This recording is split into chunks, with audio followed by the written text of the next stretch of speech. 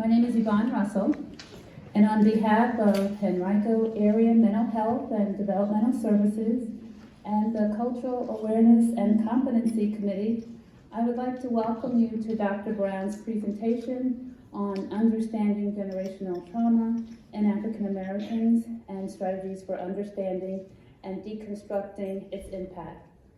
Dr. Jessica Brown is a licensed clinical psychologist and immediate past chair of Henrico Area Mental Health and Developmental Services Board. Her clinical and research interests focus on ethnic minorities and her interactions with the mental health system, as well as how people use faith and spirituality to understand mental health systems. As a psychologist, Dr. Brown engages in outpatient therapy, assessment, and organizational consultation. Please join me in welcoming Dr. Jessica Brown today.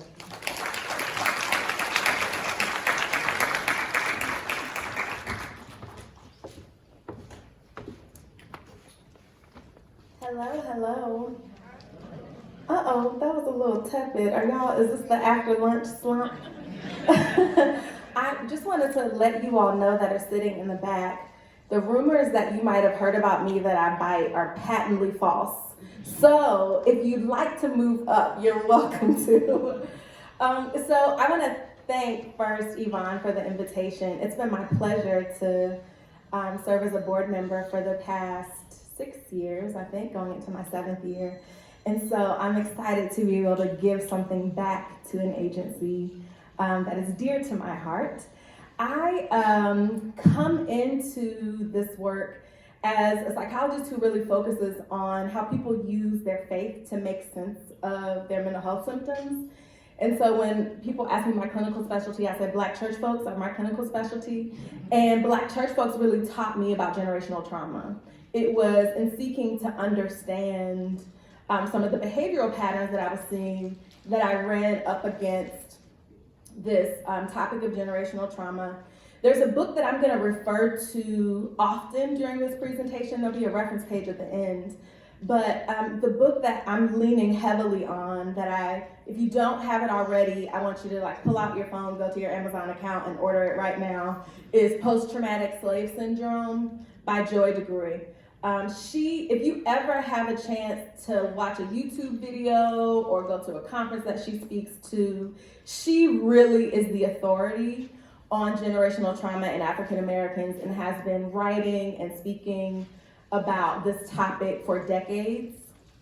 She is a social worker by training and wrote the book after spending an extended period of time in West Africa and then coming back to the US and noticing differences, I should say, in the way that Black folks in the US behave in contrast to the way Native Africans behave. So it's a great resource, Post-Traumatic Slave Syndrome by Joy DeGruy.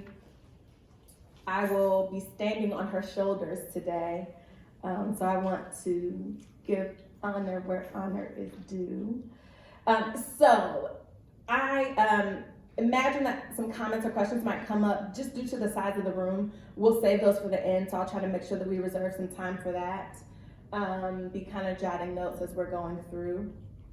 Let's start with some operational definitions. I would not be a good psychologist if we didn't start with some operational definitions. I tell my undergraduate students that they get bonus points for laughing at my corny jokes. So I don't have anything to give you, but just pretend I have stickers or cookies and that you'll get those if you laugh at my jokes along the way. So here's the definition we're working from when we talk about trauma. I know this can be different than what some of you might have experienced, so the language might be a little different. So trauma is a boundary violation which disturbs one's sense of safety. It produces a distressing, overwhelming psychophysiological response. And so when I'm describing trauma to clients, what I basically say is something happened that wasn't supposed to happen, or something didn't happen that was supposed to happen, right? There are all these different ways that whatever events we've experienced disturb the sense of safety that we have and lead us to believe and operate as if the world is unsafe in some way. right? So relationships can be unsafe, communities can be unsafe, my own body can be unsafe due to this trauma. So if that's what trauma is, then if we talk about generational trauma, transgenerational trauma, intergenerational trauma, those kind of interchangeable terms, we have this added component of the trauma does not just have to be inflicted upon the person right here in front of us, but that trauma can be passed down and transmitted through generations. And so here's kind of a basic definition of generational trauma that we'll be working from. It is the transmission of traumatic experiences and reactions through active and passive processes. As it is passed down, it becomes ingrained in the psyche and in familial patterns. So there are a couple of things I want to draw your attention to. The first is active and passive. A part of what we'll talk about over the next hour or so is that sometimes these patterns, particularly behavioral patterns around generational trauma, can be easily identified. They are active. And sometimes, particularly when we're thinking about ethnic minority groups or people of color, it's actually stated what's happening. So we know about racial socialization, right? That a parent might say to a child, I am saying this to you because we are Black or because we are Latinx, right? That there's this cultural knowledge, particularly around race, but it could also be around other cultural factors, that is passed down because families believe it is important for someone who's a part of that cultural group to have said knowledge, right? That's active processes. But there also can be these passive processes where no one is actually saying, this is due to our cultural identity, or this is due to something we've experienced in the past, but it has that effect. And so when we talk about generational trauma, we're actually talking about both of those processes. What makes it traumatic is that those patterns get embedded in the way families operate and also get embedded in any individual psyche. We good so far? Okay, so a note here, African Americans do not own generational trauma. There are lots of other cultural groups who've experienced generational trauma. Some of the ones you might have heard of are folks of Jewish descent when we think about Holocaust survivors, right? In this country, one of the kind of burgeoning areas of research is around the lasting impact of the process that happened with Native Americans in this country. And so we think about generational trauma in Native populations, right? So this idea does not belong to Black people, but we're specifically talking about how generational trauma gets lived out, executed, experienced in African Americans. And I'm making some generalizations here, so you might be sitting in the room as a Black person or African American, whatever is your preference. I tend to identify as Black, so if I say Black and you prefer African American, just substitute what I said for what you prefer. See, no, I knew you could do it. Okay, so I identify as a Black woman, so I'll probably say Black folks a lot, right? So those of us who are Black folks, some of what I'm talking about will ring true immediately, right? It'll feel like, yes, that is something that I've experienced, because there's some similarity across culture. We also know that when we look at the research on cross-cultural identification, between group differences are usually smaller than within group differences, meaning any cultural group that we can identify is not going to be all the same. And so the information we have here is a starting point. It's a heuristic to get us thinking about what kinds of things we might be seeing, but it's not a rule. All right, so let's talk about why generational trauma matters in African Americans. When we're talking about folks who, unless you're dealing with folks who are Afro-Latina, who are native from other African countries, most of the folks who are African American here in the United States have an ancestor who came here as the result of chattel slavery. Right. One of my favorite shows is Finding Your Roots with Henry Louis Gates. Do y'all watch that show? You should watch it if you don't already. So one of my life goals is to be on that show, and I know that my time is drawing to an end because Henry Louis Gates is getting older and older as we speak. But so one day I'm going to be famous enough to be on that show. And what happens often with the Black folks is that they get to this point somewhere in the 1800s where the paper trail ends. The reason for that is because if you identify a whole group of people as property, then there's no particular value placed on keeping tight familial records. There's no particular value placed on tracing family relationships or even on identifying last names, right? And so as Black folks in this country, most of us are descendants of people who were either brought here into slavery, and even if there was some other pathway, like maybe they came through the Caribbean or maybe they came through South America, right? That is the reality for a lot of us. What we don't often think about explicitly is the fact that historical fact of having been descendant from slaves shapes everything from the way we think about our family history to the way we understand what it means to be citizens in this country, to the way we think about what it means to be family. And we'll talk about some examples of that. So then, 250 years of slavery, right? And then 1865, slaves are freed, everything is better, right? Not quite, right? And so the official end of slavery does not actually mean the official end of traumatic experiences for Black folks here in the US, right? If we think about Reconstruction, if we think about the Jim Crow era, if we think about even into the present day, some of the racial tensions that happen in our country, the idea that Black folks operate as second-class citizens in this country is not gone away.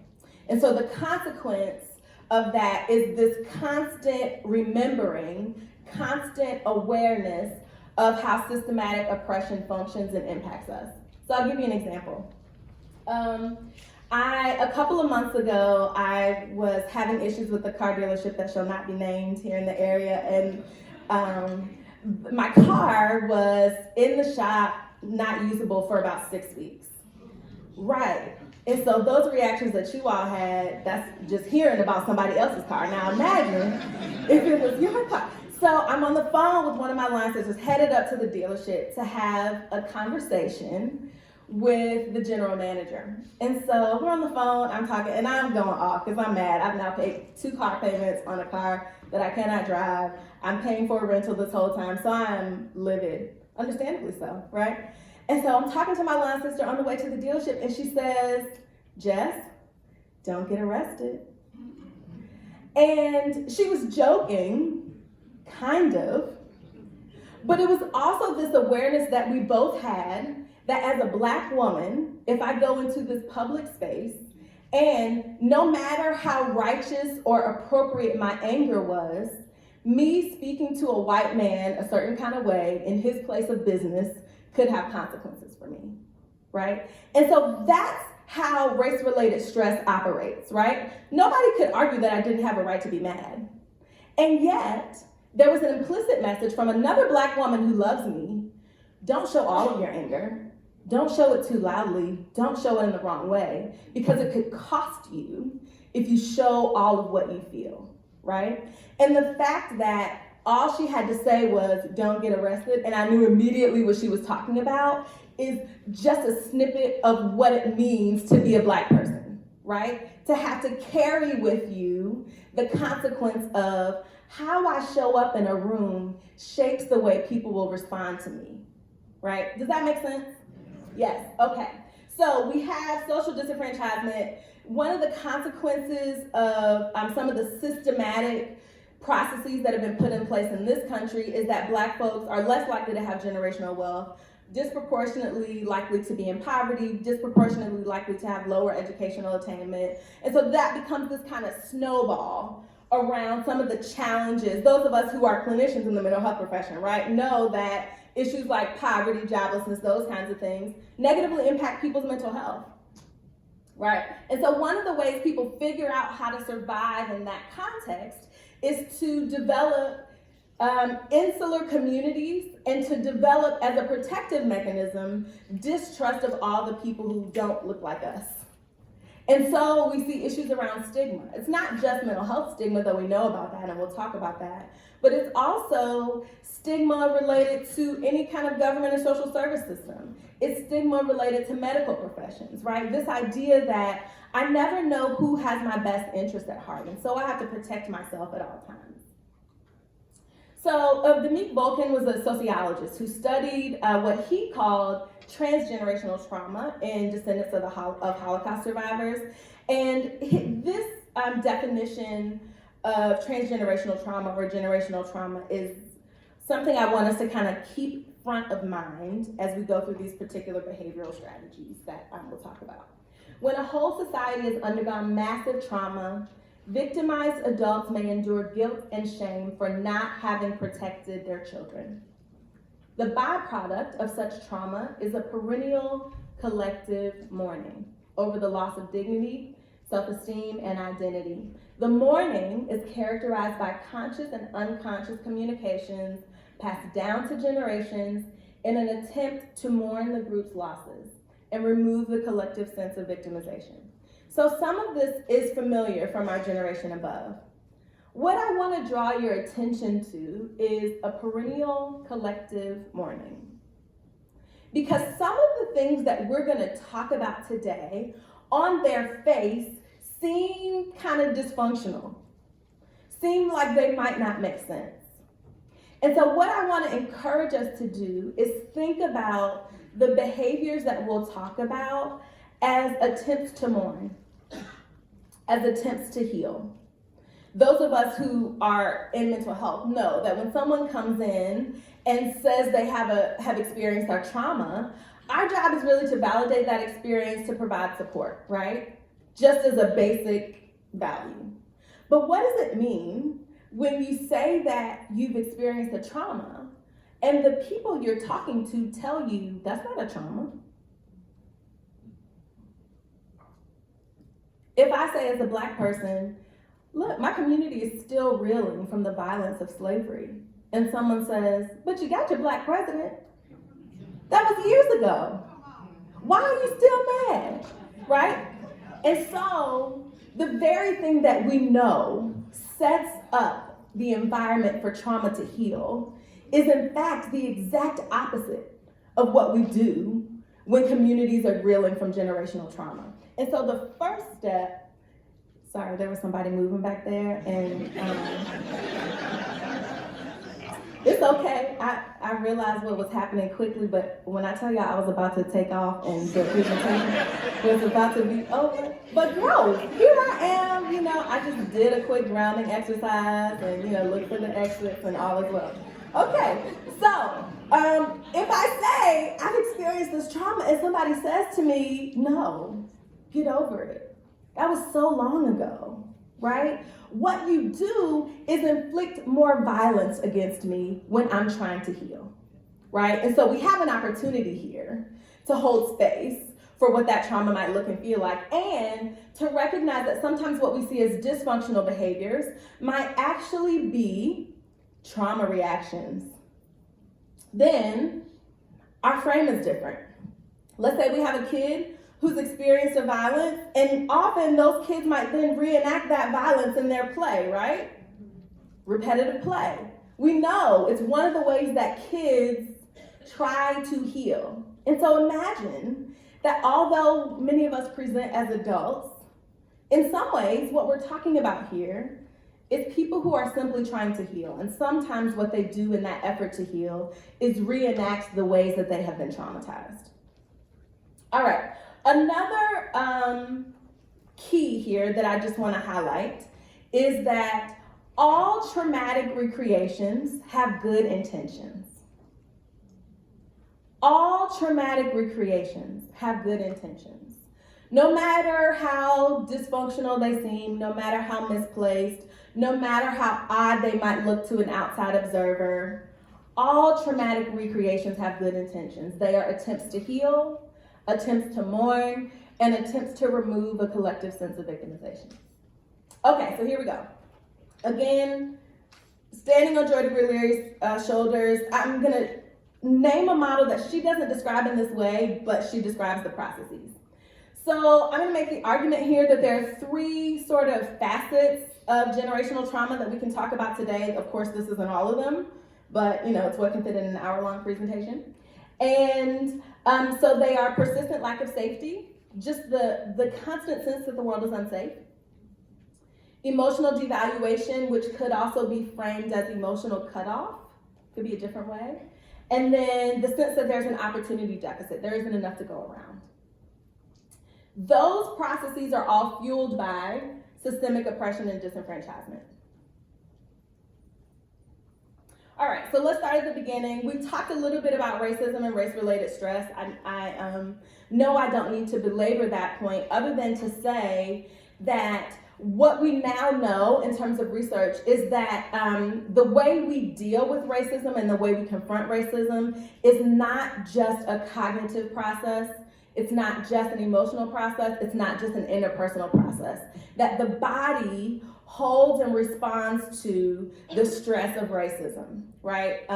There's research that indicates that dealing with race-related stress on a persistent basis leads to higher blood pressure, leads to weight gain. There are all these physical consequences of dealing with race-related stress on a daily basis. And here we have been just telling Black folks that if they stop eating fried chicken and drinking sweet tea, they wouldn't have that problem, right? Now, what we know is that it's a lot more complicated than that, right? What do you do with the vegans that still have high blood pressure? There must be something else going on. And we believe that race-related stress is a part of that. We talked about poverty and joblessness, and the frame here is to understand that this is not just one thing. That yes, there's the history of the trauma of slavery that we know actually gets embedded in the DNA of folks as we go through the generations, but there's also the present day consequences of living in a society where those systems are still functioning. So if we think about things like Black folks' interactions with the legal system, if we think about, there was a study that came out maybe 2 weeks ago now, that there was a mortgage company that was disadvantaging people who had graduated from HBCUs, historically Black colleges and universities, right? And so what we've got to rid ourselves of is this idea that we are all reacting to a thing that is just in the past. The past is a part of it, but the present is a part of what fuels it. Okay, so let's talk about the first concept of persistent lack of safety. DeGruy has this story in her book. It's in the very beginning of the book. She talks about two mothers at a bank, and they both have these small children, right? And so there's a white mother with a white child, a Black mother with a Black child. And the white mother is just kind of letting her kid roam. Maybe she's talking to people, she's playing with the plants, she's kind of walking around, and she has her eye on her, but she's just kind of letting her be free and explore. The Black child is standing still beside her mother, not moving. And so she sees the little white kid, and she kind of looks up at mom as if to ask permission to explore. And the mom gives her the look. Capital T, capital L-O-O-K, right? And what does the look mean? I'll give you a couple of iterations, right? You bet not, don't you dare, or I wish you would, right? All versions of you don't get to move around in this space, right? And so in the bank, maybe that one incident isn't a big deal, but maybe over the course of that child's life, in 150 different ways, that message has been delivered. It's not safe out there. Don't you dare. Here's another one. Come home. You better be home by the time the street lights come on. Right? And so all of those messages over time, the goal is to keep the child safe. Right? Because as a Black parent, I have an awareness that my child's behaviors won't be interpreted in that same way that the white child's behaviors might be. But am I having that conversation with my 4 or 5-year-old? Probably not. And probably not when we're right there, right? All I say, perhaps, is, don't you dare. Don't go, don't do that. The world is unsafe, right? Passive and active processes. And so this message gets sent in millions of different ways that the world out there is unsafe for people who look like us. And you might be tempted to frame that as cultural paranoia. But what we know about the clinical definition of paranoia is that it's unreasonable or irrational in some way. This is not unreasonable or irrational. It's based on past experience. And so parents, in an attempt to keep their kids safe, might unconsciously send the message that the world is unsafe and you will be unsafe no matter where you go, right? Then, if we think about some of the financial and social implications of what it means to deal with systemic oppression in this country, it can also mean that the world is actually unsafe. Like, we might not have enough food on the table. We might not live in a neighborhood that's safe, right? We might not have enough resources to go around. And here's a point here that I think is really important to make. Some of us conflate racism and poverty in really inappropriate ways. So we might think, and it's true that people who are living in poverty might be sort of more subjected to some of the consequences of systemic oppression. But it's important for us to not ignore that what we're talking about here with generational trauma is not just about any one person's demographic variables. So for instance, I'm somebody who has a PhD, my mother has a terminal degree, my father had a master's degree. My mother's mother could not read and was a sharecropper.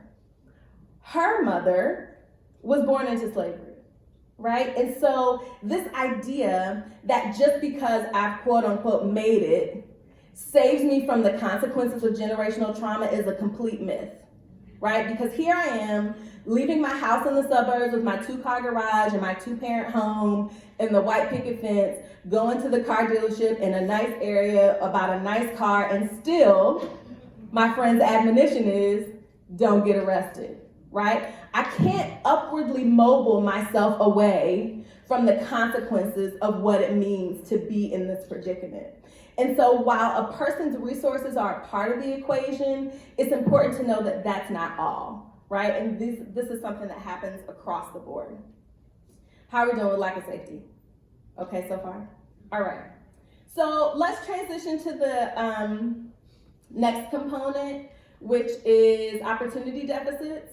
So I'm gonna bet money that I don't really have in front of me that many of the Black folks in the room have heard some version of you have to work twice as hard to get half as far, right? And the sense there is that people will not automatically respect your skills and abilities, so you have to prove yourself in all these spaces. And so sometimes that means you can't just be smart, you have to be the smartest one in the class. You can't just be good at your job, you have to be the best one at your job. You can't just work your 40 hours, you might have to work your 50 hours, right? And there are all these different ways that idea gets played out. The consequence, though, is there might also be this belief that there aren't enough ways or aren't enough spots for all of us to succeed. And so I'm not just competing against people who look like me, who don't look like me, but I'm also competing against people who look like me, right? If we take affirmative action policies literally, then once that quota is met, those of us who didn't make the cut just didn't make the cut, right? And so then we get into this idea that there's this in-group competition that pits us against each other in dysfunctional ways. And we as African Americans might also participate then in the demonizing of that in-group competition. I'll give you a couple of examples. So Leary talks about in the book that, let's say there's a group of parents talking about their kids, and one mother says to a Black mother, you know, your daughter did so well, she was so well behaved, she did X, Y, Z, and the mother says, well, I'm glad she did that, because at home. And so you might be thinking, why would that mother invalidate her child in such a way? Well, let's put on a historical lens and think about enslaved folks in a field, and a master comes and says to a mother, Johnny's real strong. And her immediate response is, nope, he got a bad leg and he's lazy. There, it's not really about putting Johnny down, right? It's about protecting him. And so that active and passive processes, right? What is passed down is this idea that even when people might be complimenting me or saying things that seem on the surface like they're positive, remember, the world is unsafe. I can't trust other people's intent. And so I must even protect myself against things that seem positive. Sometimes our parents do it, and sometimes we do it ourselves, right? I did this presentation back in October, and I was having a conversation with a couple of Black female professionals. One of them was talking about this study she had read that Black women academics are much more likely to write in the passive voice as opposed to the active voice. In some ways, stepping back or stepping away from their own professional accomplishments or downplaying their own professional accomplishments, right? And she was making the argument that this is actually connected to this idea that we might downplay what we do really in an effort to save ourselves, because in the past, when people have celebrated us, it was with nefarious intent, right? It really wasn't just to celebrate us. It was to rip us away from our families, or to put us up on a pedestal so that we would work against our own people, right? And so that behavioral pattern, again, might on its face look like, oh, this is just an invalidating, unsupported parent. But remember, all trauma recreations have good intentions. And so the intention of that is to keep someone safe. Another way this plays out is with in-group competition. And so many of us have heard this saying, Black folks are just like crabs in a barrel, right? And Black folks are the main ones who issue that criticism against ourselves, right? We're the ones who say it. The implication is we work against each other rather than working together. We tear each other down. What we have to realize, though, is that crabs don't belong in a barrel, right? That's not their natural environment. And so if crabs are in a barrel, guess what? They're about to die. In that context, then they're not just, antisocial crabs.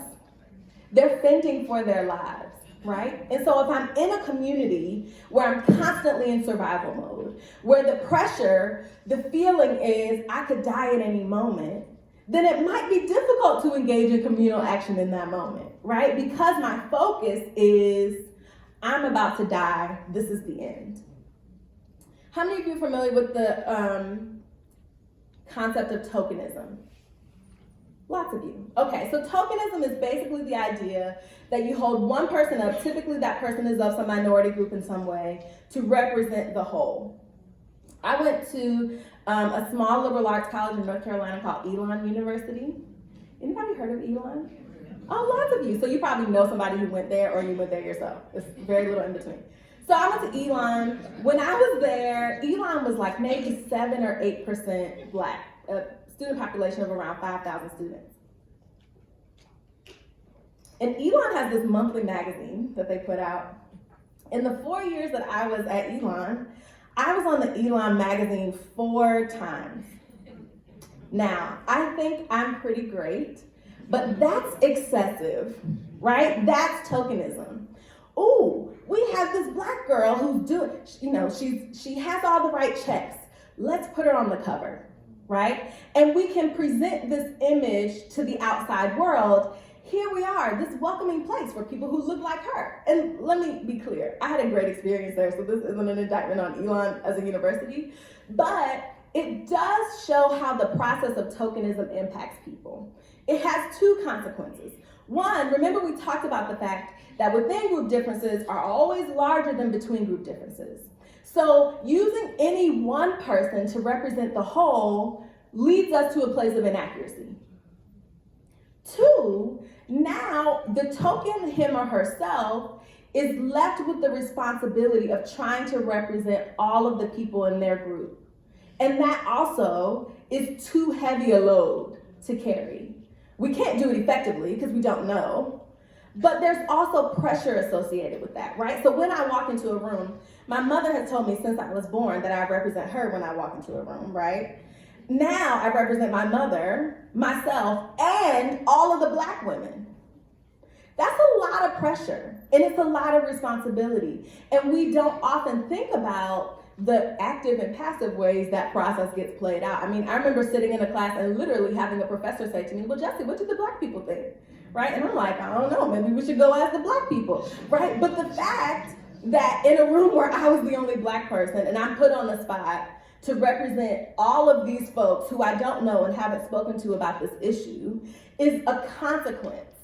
And it's something that adds to these layers of stress, pressure, overwhelm that people experience.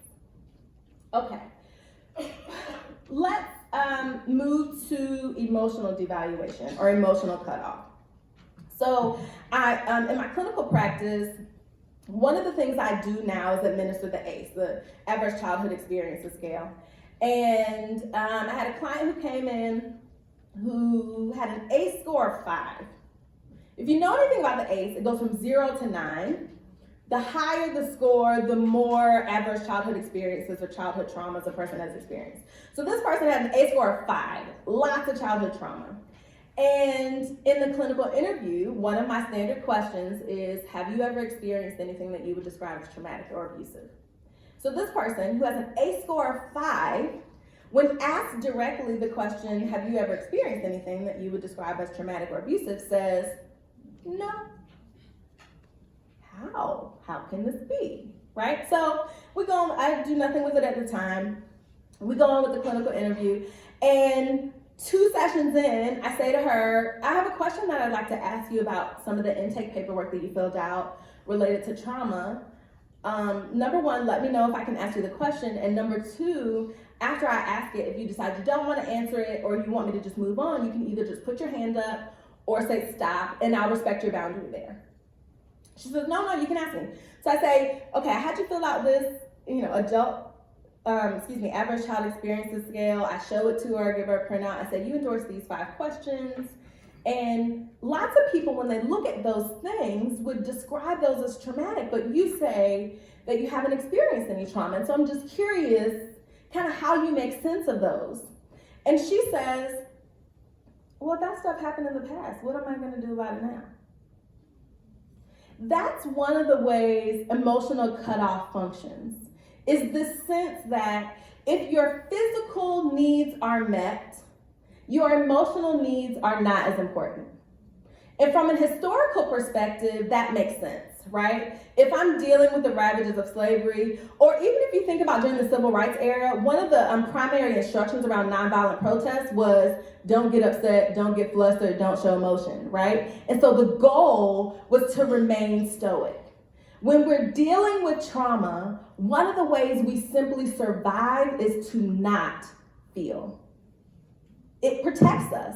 It keeps us safe. I can't manage all the emotions associated with my existence. But funny thing, there isn't some switch that flips when now we're in post-racial America, that now those generations of not feeling have stopped, and now we can feel again, right? And so what we see is this pattern where there's an emphasis on physical or kind of logistical needs over emotional or relational needs. And so you might hear things like, you got food on the table, you got clothes on your back, you got a place to live. Y'all hear the choir, right? What you complaining about? Or, I have a 4-year-old son, and so, 4-year-olds have big feelings and have no knowledge about what to do with them, right? And so, let's say he's being a 4-year-old, and I say to him, fix your face before I fix it for you. Or, my favorite conundrum, stop crying before I give you something to cry about. But I'm already crying. Why do I need something else to cry about, right? And the implicit message there is, you don't get to show those feelings. Your feelings in this moment are so unimportant to the larger picture of what's going on here that you just need to stop feeling what you're feeling. And if you do feel them, don't show me because I don't have time for them. Right now, there aren't Black parents going around thinking about all the ways they can emotionally stunt their kids, right? It's not intentional, right? When I was maybe 3 or 4, I was in a grocery store with my mom, and I don't know, I wanted some cookies or something, and so she told me no, And I just kind of fell out in the floor. And my mom, she had a shopping cart. My mom just takes the cart and walks away from me as if she doesn't know me. I mean, she really just like went to a whole different aisle. And so very quickly, I'm sure I realized, okay, this does not work with my mother. You know, so I get up, I go, brush myself off, apologize to her. And I say, I'm sorry, Mommy. And she looks at me and says, are you done? Now, my mother, her friends call her Mary, the mother of grace and mercy, right? If she got robbed on the street, she would, pray for the person and, talk about how they probably really needed the money, right? But in that moment, what was unacceptable was for her child to embarrass her in a store. And it's not just about embarrassment, right? It's also about the other possible implications. If I discipline this child in a way that somebody else deems socially unacceptable, what are the consequences for me? If this child misbehaves, then I'm a bad parent, right? So that little interaction, just about cookies, becomes this loaded sociocultural situation. And think about managing that on a daily basis as a Black parent. That's hard choices to make. And sometimes when you're managing all that, you need your kid to stop right then, right? And so if any of you follow the gentle parenting or conscious parenting movement, right, a part of what they talk about is connect before you correct. So you might get down on the floor with your kid. You might even let them have the whole tantrum. Oh, little Bobby, I understand you're feeling very frustrated right now. Listen, my mother, Mary, the mother of grace and mercy, did not ever, in the history of ever. And again, she loved me. She wanted the best for me. But as a Black mother, it was not okay for her to spend all this time trying to cajole me, right? There were too many consequences. The stakes were too high. And let's add to that if you're raising a Black son. My son is 4. And already, when he was a baby, we used to call him a turn-up baby. And all that implies, you can imagine, right? And so already, he's in preschool. He's not even in, as he says, big boy yellow bus school yet. He's not even in big boy school. And already I think, what are the ways that I might have to manage him or help him to understand what it means to be a little Black boy in a system that interprets any behavior from Black boys as problem behaviors? He's 4. All he wants to do is color and learn sight words. And here I am, his mother, trying to think about how I can protect him from the prison system. It sounds dramatic, but it's really not. And so in those moments, when I'm thinking about my need to protect him, the consequence might be that when he's having an emotional moment that's too big or too wide for the space we're in, rather than being with him and helping him to co-regulate, I tell him to shut it off and keep moving. And again, there's no switch that flips when he turns 18 that now he's allowed to have feelings. But the consequences are far-reaching, right? The way kids learn emotions is through co-regulation, right? By definition, little kids don't know how to regulate their emotions. They don't have their skills. And so the only way they learn it is their parents help them to regulate. But what if, rather than co-regulating, the persistent message I send to my child is stop? Well, that's not regulation, it's cutoff. And then those same people who have erratic relationships, who are engaging in substance use as a coping mechanism, this whole time, they haven't learned how to feel their feelings. They haven't learned how to reckon with their feelings. But the consequences are such that I now have adults who are operating as if they are 2- and 3-year-olds in terms of their emotion regulation skills. And their parents, let's be clear, their parents did not set out to harm them. Their parents did not set out to cause them distress. Their parents set out to protect them from a world that does not care about their emotional experiences and will not make space for their feelings. How are we doing back there with the slides? Okay, so let's talk a little bit about another example that we might see a lot. And this is kind of a combination of the emotional devaluation piece that we talked about and the opportunity deficit piece. So let's say we have this is a particular client that I had who was like a 50-something African-American woman, originally presented for treatment because her daughter had just kind of cut off all contact with her. And this woman was really, really befuddled about this process. She had been very close to her daughter for a long period of time, and she couldn't figure out why the daughter all of a sudden cut her off. So thank you. So I'm kind of asking the mom, well, you know, have there been any big experiences in your relationship? Did you run into any issues? What's going on here? And the mom says to me, well, no, not really. We've always been really close. You know, we had that kind of situation when she was 12, but other than that. And so I'm like, oh, okay. So could you tell me about the situation that you had? And she says, well, when my daughter was 12, a cousin, you know, he touched her a little bit. And I just didn't want that to break up the family. And so I had her sit down with him and we just worked it out and everybody moved on. So if I had pearls, here's where I would clutch them, right? As a clinician, I can say, oh, why? Why would you ask your daughter, who had been victimized by a family member, to sit down with the person who perpetrated violence against her and move on? Oh, I'm getting real indignant, right? And so that was before, you know, I had met Joy DeGruy Leary's work. And so I say to her, so do you think that perhaps your daughter could have experienced that as you choosing this family member over her? And that did not go well, right? She says, well, what was I supposed to do? Just give another black man over to the system? Opportunity deficit, right? The world is unsafe. And so if we're thinking about consequences, my daughter's sadness in the moment is smaller than the cost to this family member that I might give over to them, right?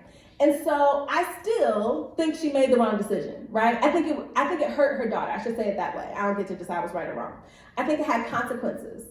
And later, what came out after she, you know, cussed me out and then came back to treatment, which, you know, therapeutic relationship matters. So she cussed me out, got mad, stayed away for a month, then came back. It was great. And so what we got to was, can you have a conversation with your daughter and hear how it felt to her, even if that wasn't your intention?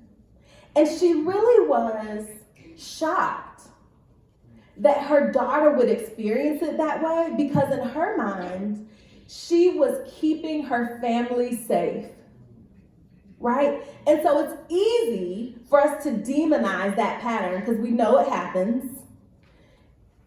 And we can say, this probably isn't a helpful way, and acknowledge that that traumatic recreation is still an attempt to protect. And so now, 5 years later, if I had that same situation, what I probably would have said to her first is, wow, that must have been really hard to feel like you had these competing demands and you had to try to figure out how to keep multiple people in your family safe.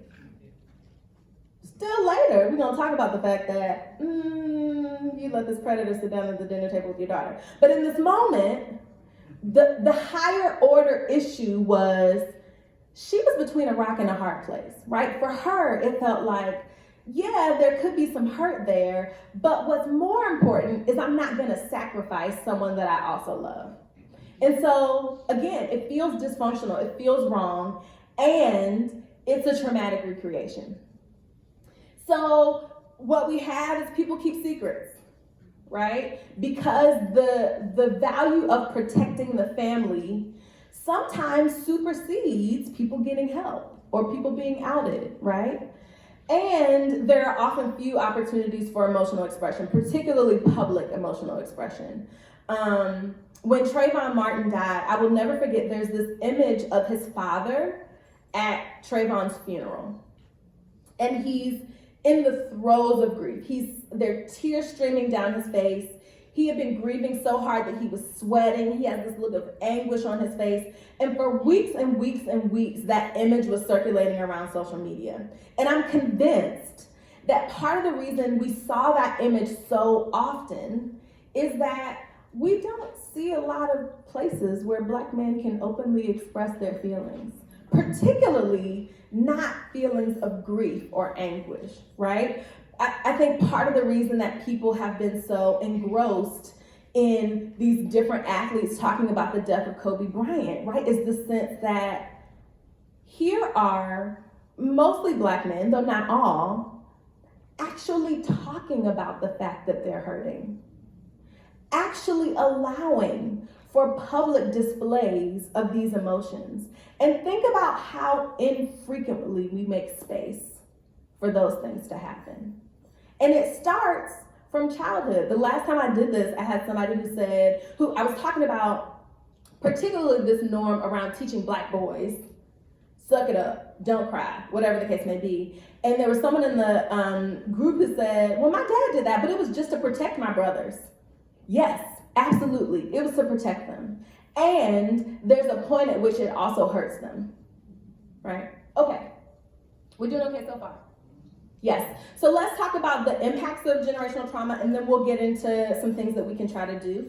As I talked about with my client, folks who have these experiences are less likely to name trauma as trauma, right? So they might say, I had some things happen to me, but it wasn't a big deal. We just keep moving. And so for those of you who are clinical in the room, you have to go deeper than the have you experienced a trauma question.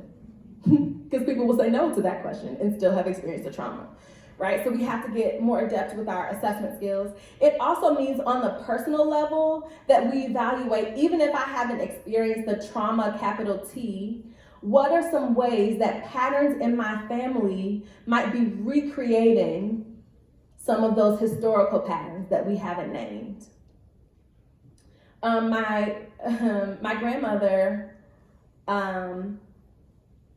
was born in the 1920s in rural Virginia, and she told the story of when they were part of the Great Migration up to DC, right? They all moved to DC, got, quote, good government jobs. And so my grandmother was riding the bus in DC. She was like in her late 20s. And at this time, the buses were still segregated. And she had been working all day, was tired, and a bus driver told her not just to stand up, but to get off the bus because there wasn't enough space. And she was a couple of stops away from the closest stop to her home. And my grandmother, who we always joke would not have survived being enslaved because she would have been the first ones to go, starts talking back to this bus driver. And the bus driver grabs my grandmother, throws her out the door, and hurts her. He injures her. And so my grandmother gets home to my grandfather and tells him this story, and he says to her, you should have kept your mouth shut. Right? And so it's this idea that even though she was right, quote, right, the safety issue was more important than her own feelings. And that pattern gets perpetuated. So now when my grandmother is telling us, hush up all that fuss, it's not just about her wanting quiet in her home. It's about the memory of a time when I spoke up, there were very real consequences for me. And so this consequence of the emotional devaluation, emotional cutoff, is that sometimes people don't really have command of their emotions and their emotional expression. And so we might see either ignorance to one's own emotional state or expressing feelings in excess but never in moderation. So often there are these extremes. In terms of virtues that come from this process, there's the very real mentality that Black folks are resilient, can kind of get through anything, that they can overcome, right? And one of the ways that we have coped is to develop really powerful, persistent value systems. If this were 10 or 15 years ago, I would patently say that was religion and church involvement. What we now see is a trend toward people being less involved in organized religion, but even folks who don't ascribe to a particular religion will talk about having very strong value systems that organize the way they understand the world. Excuse me. And so what I do is, I also ask the religious affiliation question, but another question I ask is, what do you believe about the way the world works? Because that question gets at people's values, even if it's not connected to a particular organization. So let's talk about then, with the time that we have left, some of the ways we can try to manage and overcome this issue around generational trauma. These are the things we're going to talk about. So the first is attend to the body. Remember we talked about the bodily consequences of race-related stress. We know that bodies hold trauma even when brains can't make sense of or name trauma, right? And so if we're talking about healing generational trauma, we have to attend to the body. There's a great book called My Grandmother's Hands by Resma Menaken. It'll be on the reference list. But that book talks about the way we hold trauma in the body and body-based interventions for working through and releasing trauma. So in clinical practice, this might mean using the body to explore emotions, right? Maybe I can't think of feeling words, but I can tell you my stomach hurts, or I can tell you my chest hurts, or I can tell you my head hurts. And so it also means we have to pay attention to our own bodies. I tell my clients all the time, your body will tell on you. Right? Just because you don't have a cognitive awareness of something you're going through, your body might be saying, hey, pay attention. We're overwhelmed. We're at capacity, right? And so using the body as a tool for understanding emotional expression is very, very, very important. The next piece we can do here is, rather than trying to use our good education and push away intuition and gut responses, we lean into intuition and gut responses. Because our gut can tell us information that our brain and our heads have blocked out. And so if you get the sense when you encounter this one person to just run away and leave the room, some of our good CBT interventions would say, well, that's an irrational response. Let's think about 3 reasons why that might not be the case. In this context, no, your gut is knowledgeable and wise. So what might it mean, rather than pushing that feeling away, to actually explore what happened in the environment that my body told me I was not safe? And then a really helpful thing can be to explore familial patterns. One piece can be chronic illness, right? We talked about chronic illness indicators related to race-related stress, but it can also be simply familial patterns, right? My father was one of 5, and so in that line, there are 9 grandchildren. Of the 9 grandchildren, 3 of us are mental health professionals. 2 psychologists and a social worker. 33% of my grandmother's grandchildren are mental health professionals. And so each of us, throughout our graduate study, after we had already decided to become mental health professionals, had some form of a project where we had to get our family history, right? Mine was family therapy at VCU. And so all of us, independently, as a part of our graduate programs, get this project where we have to talk about our families. All of us intuitively know to call the one aunt that when she's sipping a little bit will tell all the family business. And so all of us independently call this aunt at a time when she's sipping and discover that our grandmother, my grandmother had her last child when she was 45. Whew. And after that child was born, my grandmother spent 2 weeks in a psychiatric facility for a, quote, nervous breakdown. Right, I get it, right, I empathize. So 33% of her grandchildren decide to become mental health professionals. After we make that decision, we all learn that we actually do have a family history of mental illness, although we've been telling people no. Grandmother in a facility, 2 of her sons, major depression. Nobody in the family talked about it. And yet 3 of us become mental health professionals. Patterns in families matter. Unconscious processes matter. And so I tell that story for no other reason than to say, not that I really want y'all to know my family mental health history, but that where there is generational trauma, there's also the capacity for generational healing. And that just as these traumatic events can get passed down, we can also engage in a generational healing process that works to heal that which the family might not have even owned that it's wounded by.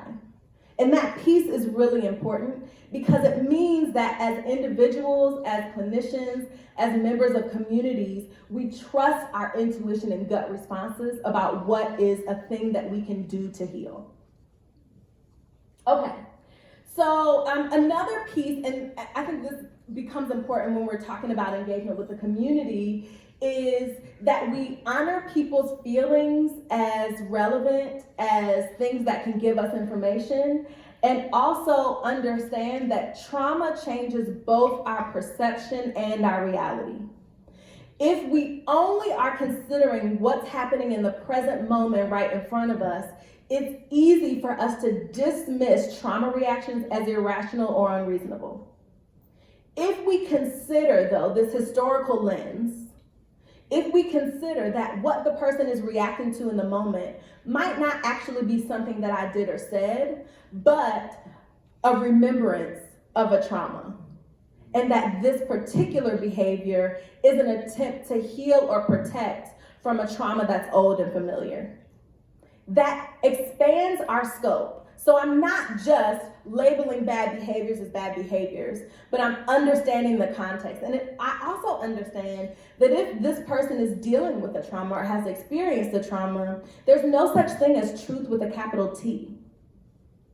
My perspective and your perspective, while they might be different, could be equally as valid in terms of the way we're responding to the situation. And only when we take time to make space for those feelings and experiences can we move forward. And so the key here is to name trauma reactions are attempts to heal. And so I see this particular behavior that I see as problematic, but it's important for me to name, yeah, I get that. Because when you do that thing, you protect yourself in these ways. Okay. When we talk about families, we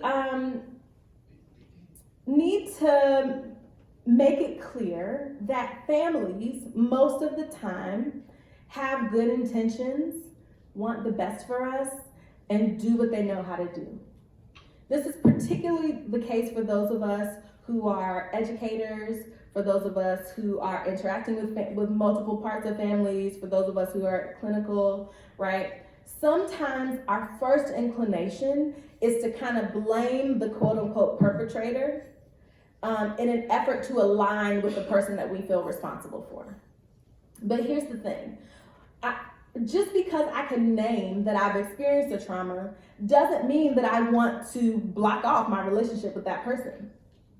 And when we talk about cultural issues that have been passed down from a passive perspective, part of what we need to own is that bad things happened, but maybe the person who did them wasn't intentionally trying to hurt. Maybe the person who did them was trying to do their best and was doing what they were taught to do. And so what does it mean then to name behaviors and to name patterns without blaming or pathologizing particular people, right? So with that client example I talked about, rather than saying, yeah, you invalidated and made your daughter to feel like she wasn't an equal member of your family. Instead, what I say is you had a really difficult decision to make and you felt torn. And so can we talk about that? In the moment, you made the decision that you felt was best, and we can still acknowledge that perhaps it had some consequences. And so for people who are working with trying to acknowledge that trauma has happened, trying to acknowledge, when my parents decided to use corporal punishment, that had negative consequences for me. Another great resource related to corporal punishment is Stacey Patton's Spare the Kids, Why Whipping Children Won't Save Black America, right? And she talks about corporal punishment as a residual of slavery, right? That there had to be this quick way to get people in line. And so Black folks are not going around saying, you know, I'd really like to recreate the violence of slavery and hit my children. And yet there's this pressure that I need to get my children in line quickly, right? And so what does it mean for me to hold? I don't believe that was an appropriate way to discipline me. And in fact, it hurt me. And I love the person who did that. Some people don't want to break that connection. Some people do, and that's okay. People have autonomy, right? But it's about making space for multiple ways to experience families and the ways families respond. A key here too is thinking about, if I'm going to continue to be in relationship with people, how do I change my part of this relationship? So if I'm electing not to engage in these traumatic recreations, how do I communicate that to people honestly and openly so they know where I stand? When my son was 2, he was maybe 2, almost 3, we were on the phone with my mother-in-law and it was bedtime. So we were trying to get him ready for bed. And I'm like, okay, bud, let's go upstairs. Let's put your toys away, you know, getting into our routine. And my son says, Mommy, I'm angry about that. And my mother-in-law says, oh, y'all some new age parents, right? This idea that this 3-year-old could possibly have feelings about bedtime was just beyond her. And what I said was, well, you know, you're probably going to say this because I'm a psychologist, but if he doesn't get to express his feelings now, then he won't know how to express them later.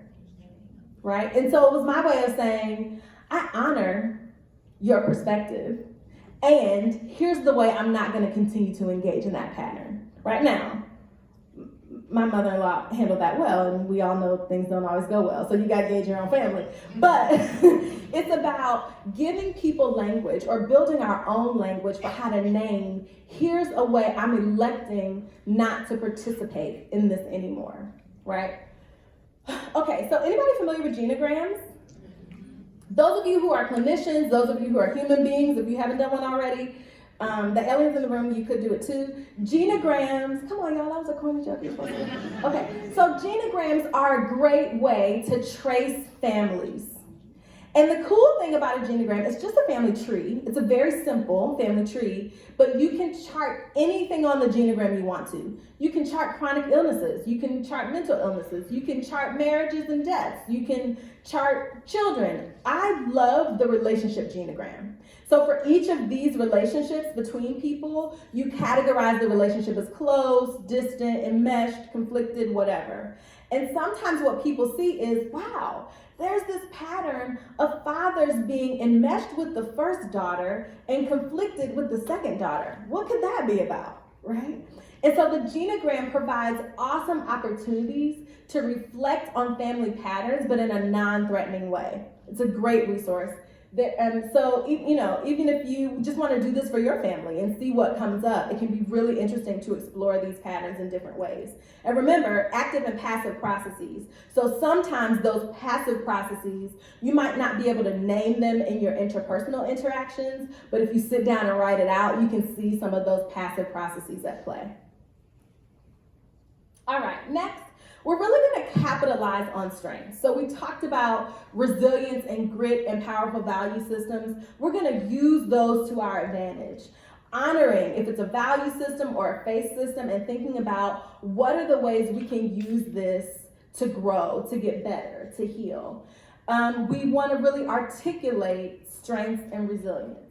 That flies in the face of this in-group competition model where we downplay people's accomplishments, right? So here we make the intentional effort to highlight people's accomplishments. And when I'm being complimented, to not try to step down or walk that back, but simply to own it and say, thank you, right? Or to acknowledge that I've worked hard for something, right? And this has implications in a wide range of areas, right? It has implications when you have people in management positions and they've done a really good job on a project, but instead they defer that praise to their team when really they're the one that held it all together, right? And so those kinds of things, just by shifting these subtle dynamics, right? If we name it, then we can decide if we want to engage in it or not and make a different choice if that's our desire.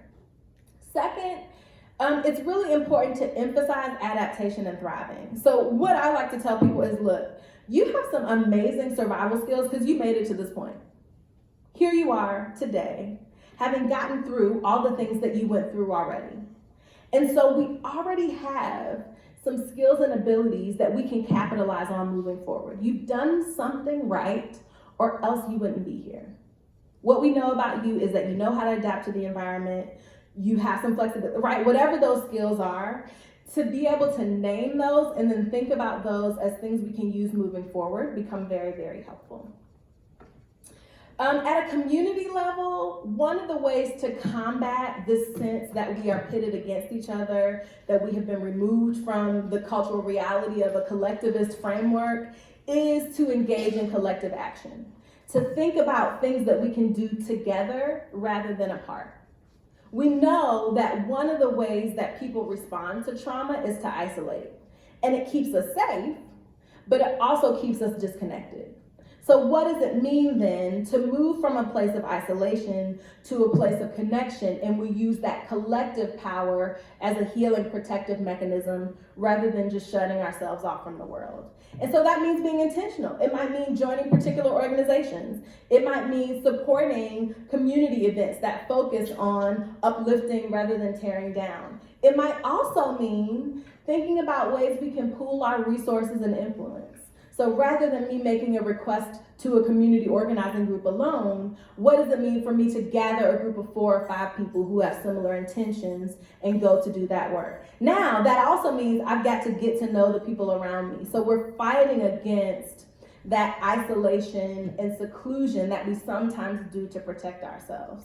So the awareness I have to have, and this piece is important, the awareness I have to have is when I engage in isolation or withdrawal, I'm doing that in response to the historical traumas that my people have experienced. And so if I'm going to work to heal that trauma, I need to act in ways that represent the present reality that I'm not at least in as much danger as I was then, and that there are capacities for me to be able to connect with people and have a different way of doing things. That takes a lot of emotional work, and so that's why the attending to the body piece becomes so important. When my son is having a tantrum in the store, my first response might be, boy, get it together, stand up, dust yourself off, we're not doing this. But I have to have the wherewithal to think, okay, if I do that to him in this moment, when he has a legitimate feeling, even though as an adult I might have a hard time connecting with that, what implicit message am I sending to him about his feelings over the course of his life? And what can this moment do to change that narrative? That's a lot of emotional work. But it's also exactly those of us who are clinical, what we ask our clients to do when we tell them to engage in new behaviors and efforts to heal. All right, so we have some time left for questions. I'm gonna leave this here, and then I'm gonna go to the reference slide, and then I'll leave that up if we have questions while we're talking. There are a couple of references I want to highlight for you that if this is kind of new to you, that could be good places to start. Okay, so the first is, of course, Joy DeGruy-Leary's work, which is up here, post-traumatic slave syndrome. The next is My Grandmother's Hands, Racialized Trauma and the Pathway to Healing Our Hearts and Bodies.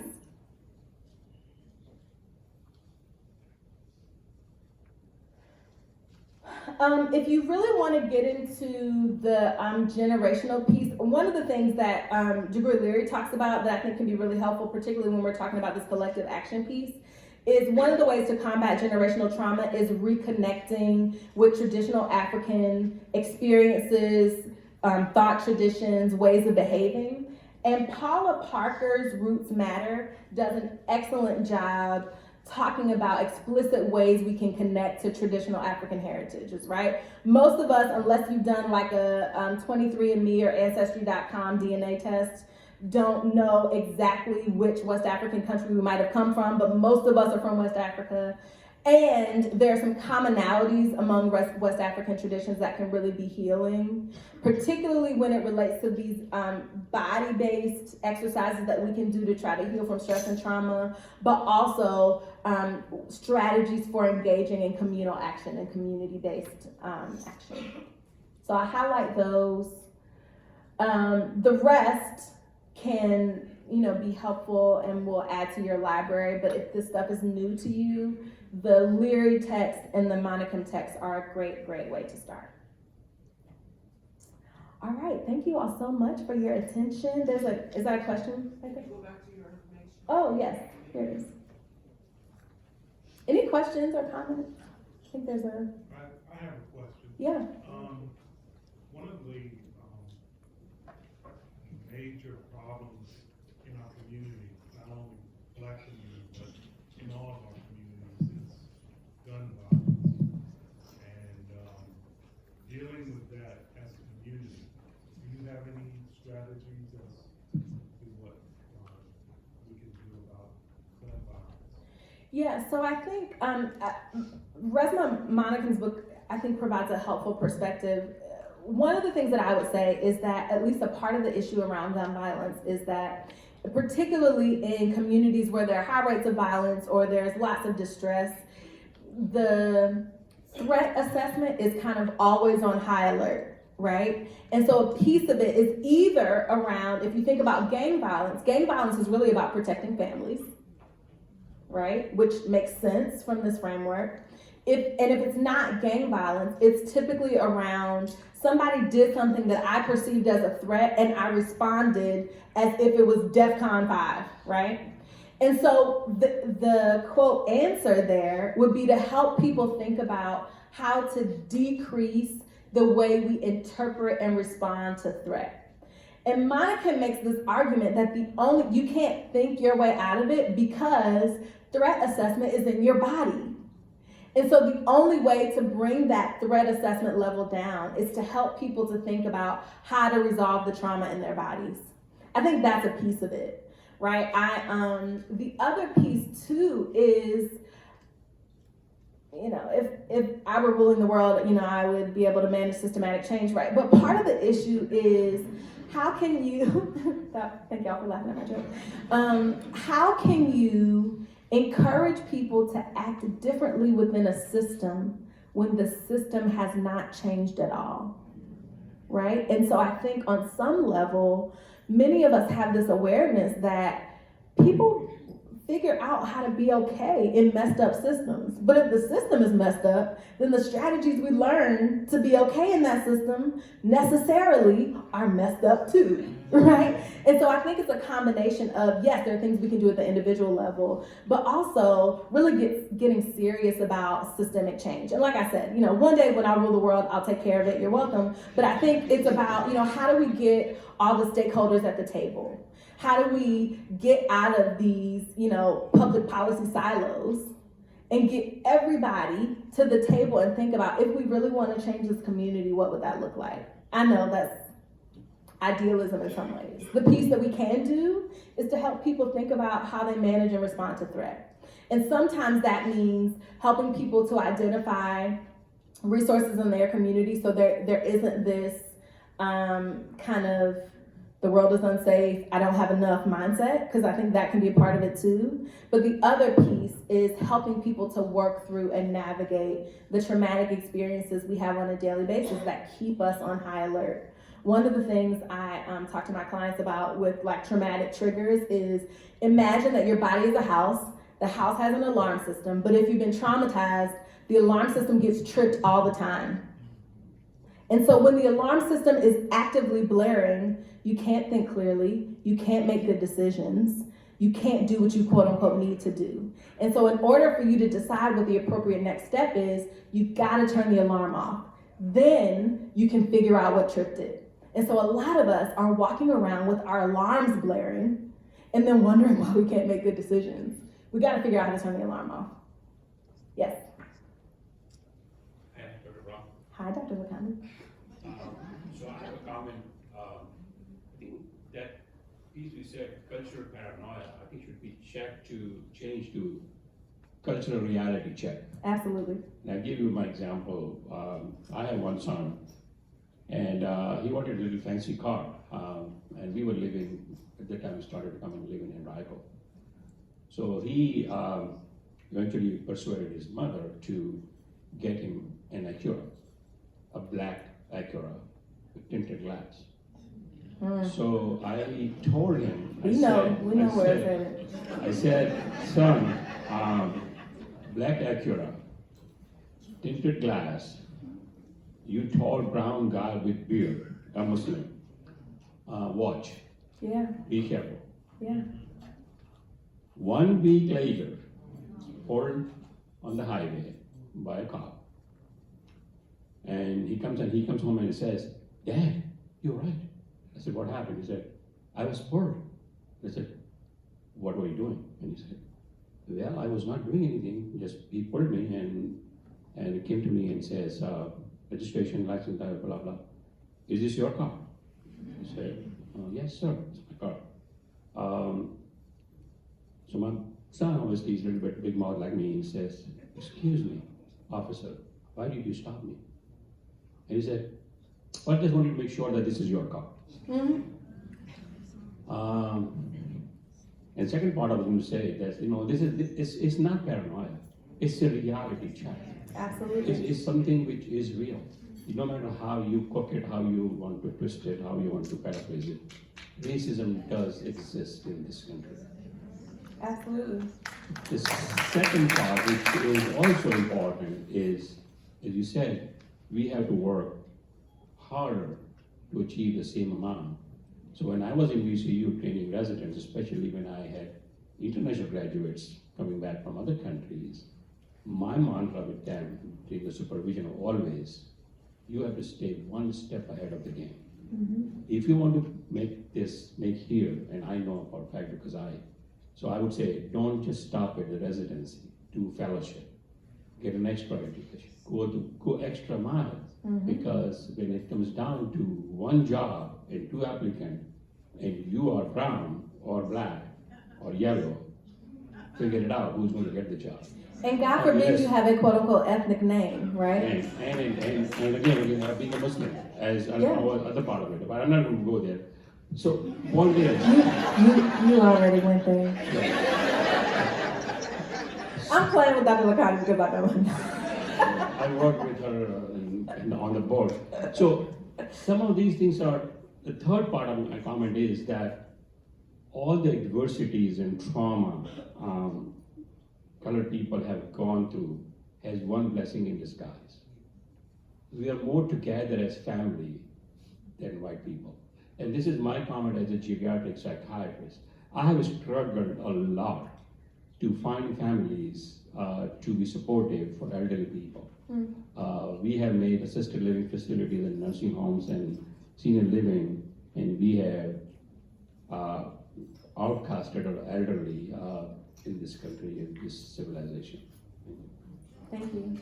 I think that point about, little stuff like your car becomes very important. I was traveling and my car was at home in the garage and my husband called me. He's like, somebody had taken my registration stickers, scraped them off my license plate, right? And so I'm thinking, oh, this is a pain, I gotta go to the DMV. My husband immediately goes into, listen, as soon as you get back home, take your registration, put it in your driver's side door, put it where you don't have to dig for it, keep your license out when you're driving, because if you get pulled over before you get this fixed, and I'm about to tell him he's overreacting, and he says, listen to me, as a black man, I know, right? So it's the sense that immediately, especially in a situation where something was actually wrong, right? The threat level goes up because I'm a black woman driving a nice car that the tag's not right, right? And so those kinds of things are a part of people's daily existence. And so if we go into a situation where we're basically trying to convince people they're not in danger, well, do you think that could be irrational? Can you think about, no. You're right, it's not it does not fit our clinical definition for paranoia because it's based on previous experiences and it's based in reality. Absolutely. Any other questions? Yes.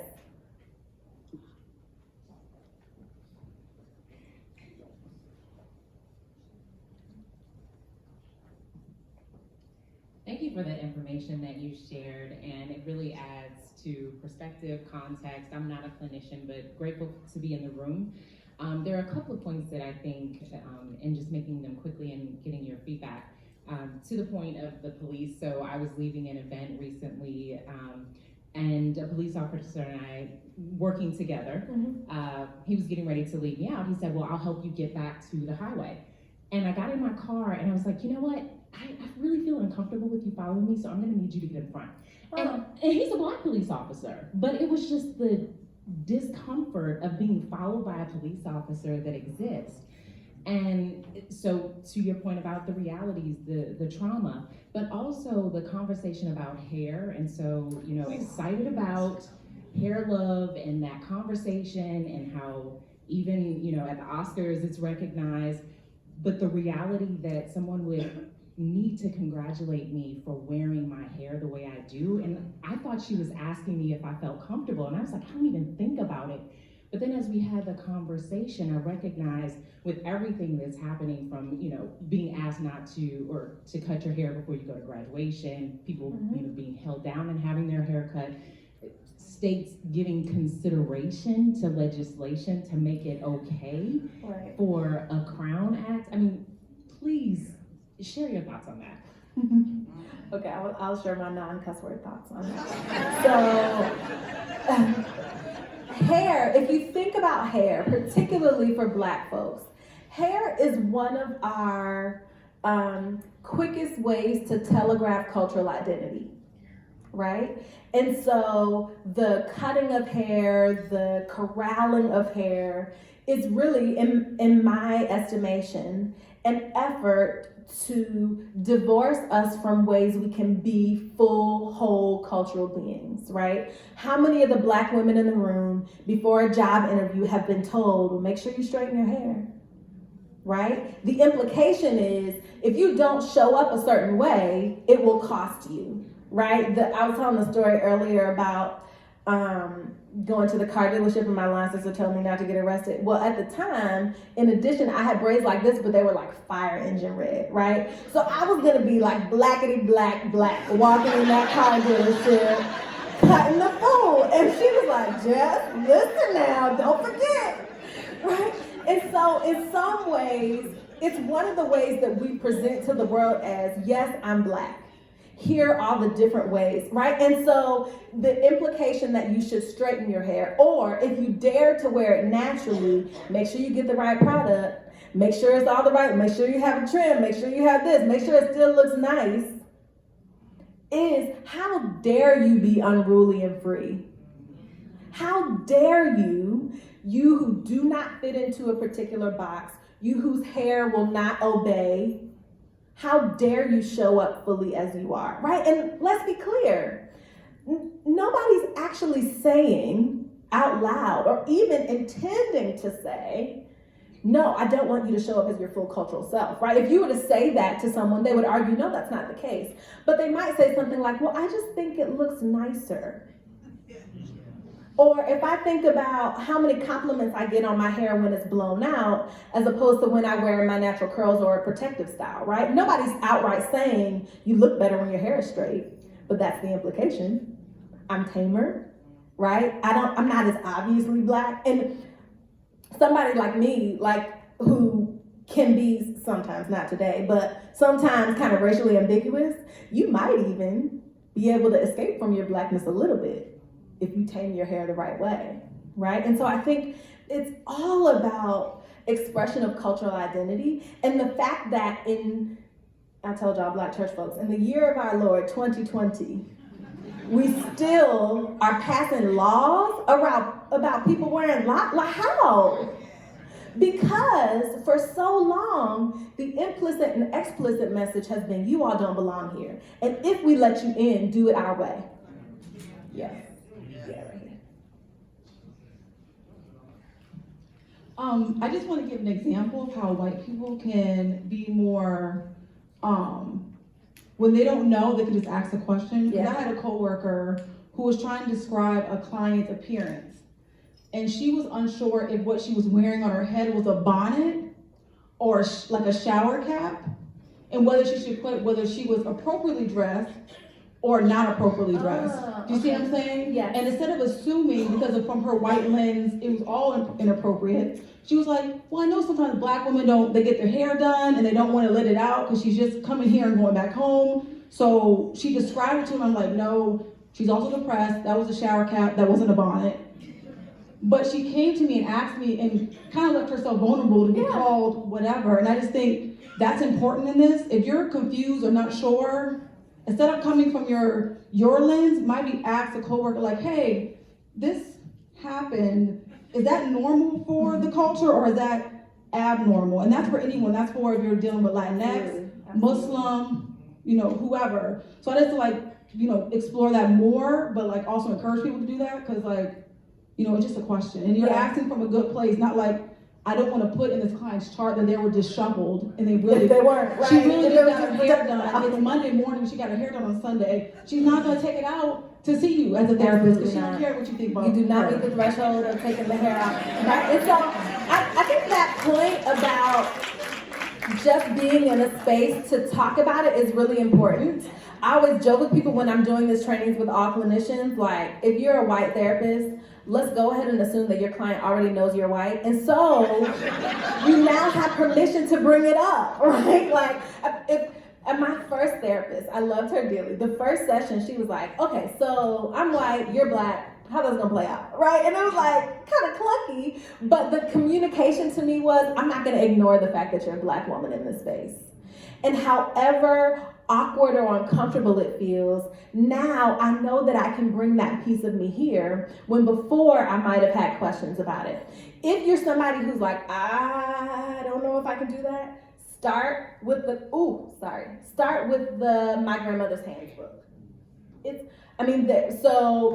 The introduction is like, if you're a black person, some of the stuff we'll talk about, you might feel constriction in your body. If you're a white person, some of the stuff we'll talk about, you might feel constriction in your body, right? And there's specific chapters on how might black folks respond to issues of racialized trauma and how might white folks respond to issues of racialized trauma. So that's a great resource to start if you're thinking, ooh, I probably need to start talking about this more, but I have no idea how to do that, right? So I think that piece of just bringing it up is so important.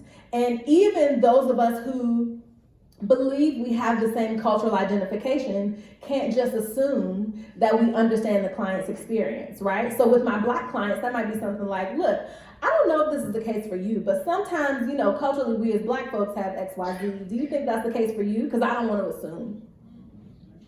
Because I don't know, right? And part of my job as a person who's helping another person is to get to know them and their experience. The way I experience blackness is colored by my experiences, but they have different experiences. And so they might understand blackness differently. My job is not, remember, this is not about rules, it's about a heuristic. It's just about a starting point.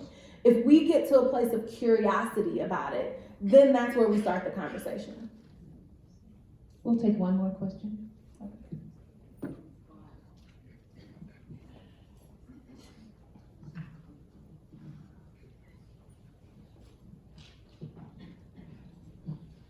I have a question about acculturation and the seeking of help in terms of like the generational trauma. Do you notice whether in your clients that you serve, whether it's impacting the way they may seek help or even go for help based on that reason? Yes, I think one of the ways that plays out is our folks might be likely to wait for a personal referral as opposed to just going online and trying to find, right? So I have actually gotten to the point where I had to stop advertising for my practice because I got so sad and frustrated with calling people back and telling them I didn't have spots. So now 100% of my new clients are personal referrals, right? And a piece of that is, okay, there's one layer down. At least I know that this person knows somebody that I know and they haven't hurt them. Even as a black woman, right? They're still, I don't know, let me check her out first. So I think that's the first piece. The other piece is that I work a lot with like 30-something black women, and often I have people who come in for treatment and say, I don't know what's wrong, I just feel bad. And so sometimes that is that they actually don't know what's wrong because of the emotional cutoff piece. Sometimes they do know what's wrong, but they're checking me out first. Either I'm perfectly okay with. The other thing that I see, and this is related to, the impact of trauma on the body, is lots of people who are referred from their primary care physicians, who they've gone and had every medical workup they can think of, and the doctor says, there's nothing wrong with you. Do you think you could be stressed? And so what that means for me is in my practice, I have to do a lot of body-based work. We do a lot of deep breathing. I have a couch where people can lay down. We do a lot of progressive muscle relaxation. I have speakers so we can do meditation tracks, right? And because, here's the thing, we gotta turn the alarm off first. So if I'm doing this heady talk therapy and the alarm is still going off in my client, we're not really doing any work. And so I've gotta do the body-based stuff first. The other thing that I think comes up, which is, I wouldn't label it fully under generational trauma, but I think is related to this idea of protecting the family, is I spend a lot of time trying to convince people that the therapy hour can be just about them. Because, if I think about myself as a Black woman, I understand myself because I've been taught this way in relation to the other people in my life. So yes, I'm me, but I'm equally a wife, a mother, a daughter, a friend, right? And that's not bad. But if nothing else, the hour a week that I'm paying for, I should be able to allow that to be about me. And so often there's this disentangling of how do I get to a place where I can name what I feel and how that might be different or even related to what the other people in my life might feel as well. So I think it can be a much more layered process because of all the interconnecting parts. And frankly, in our traditional trauma treatment, we often think about trauma as being something in the past that we are healing from. But in this context, trauma is something that we're presented with daily. So it's not about healing from the trauma, it's about healing during the trauma. And that looks really different because we have to do the work of, I think the idea of healing while you're embedded in the place where you've been hurt is so revolutionary to me. And yet we work to do it. But it takes some different strategies. It takes a mindfulness of what we're doing in every moment. It takes an awareness of how do I set up healing spaces in my life so that when I really want to remove myself from the stress, the frustration, the trauma, I have spaces that really are healing that will do that for me. And so I think it's more hands-on in that way. I'm sorry, that was a meandering answer, but hopefully we got there. Thank you, Dr. Brown. Thank It's been you. great. And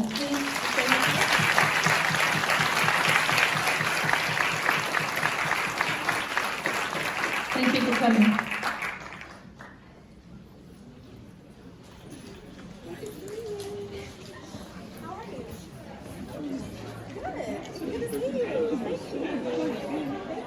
How's the job going? Wow, this is 6 months already?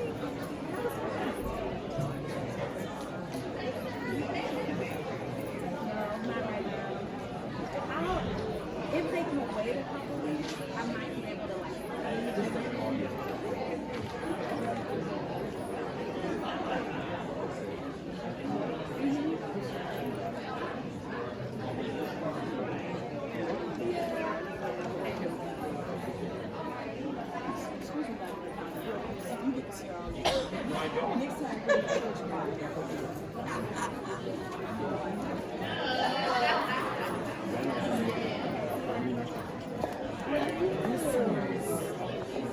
So incredible. Do you know who this is? I know Yvonne keeps me tapped.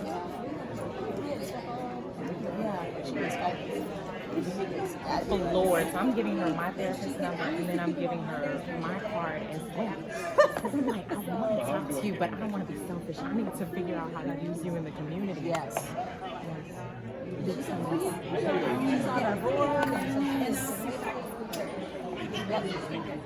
You see my face, right? I see your face. And the openness of being able to speak. So I'm like a mental health advocate because I literally carry my therapist cards, a stack of them on the back of mine. So, and I said I'm gonna put some of her cards on my desk because these conversations have to happen. This is something that I've never. So I went to you all's office because I had put in the wrong address in my. Right. No, not your fault. And my system wasn't letting me search anything today. But fortunately, you all had up on the screen. So I took a screenshot and I was like, I'm getting in here. I'm going to the theater, but I also brought my, because I said if I have to call somebody on the team, I brought my directory. I was like, I'm getting there today. And if you had a white person raising a biracial child, I didn't, but that's okay. we still need to have some racial Thank you so much. I was just right? So telling how do Laura, you teach like, the kid my that, face right? is just on the And I floor. think I've that never. can be So, first of all, you all might have to tell my Ben, sister-in-law don't is Italian, let us blonde, steal blue her eyes. because this is the second conversation so I've had both of today their kids where are I've gone biracial. back to my One of early them desire is your to be a complexion, psychologist. like reddish brown. He sort of I presents sat in as the a little white audience and I boy. was like, okay, hold The back the other tears. is my complexion, But this is so and profound. he looks like a Congratulations. And so And my please just brother-in-law, when he continue to literally share 2 or with me 3 because times, I when he's was been telling in the Laura, I was like, I'm science, torn people have between asked wanting to him, use is that myself, New but York? also You knowing know, that that she kind of needs to stuff. be in the And so they community. have to have So conversations. obviously I wouldn't want that Yeah, conflict. you look different. But you're I'll both pass black. my therapist card if I You know, so I think But no, those seriously, kinds of conversations, if you don't have these are the people kinds of who things can that we do need in our communities. engage, Now then this it doesn't taps have to right cycle. into It just perpetuates this as idea that something the is other happening that we don't know is clinician happening. was saying. Conversations that need to happen. And let me just tell you, when you can have an open conversation where it's not just black people and people don't roll their eyes and side eye and be like, oh my gosh, here we go having the same conversation. It changes the game because then it unifies people to say, okay, I'm not alone. When you can have conversations about privilege and we're just like, we're adults, but we need to have these discussions so that we can It's so important. It's not like people are walking around saying, you need to be apologetic or whatever, but it's like, how do we begin to function in these new spaces of awareness? And what do we do with this information? And how do we move forward? And how do we progress? But also heal? And how do we do this 2020? So,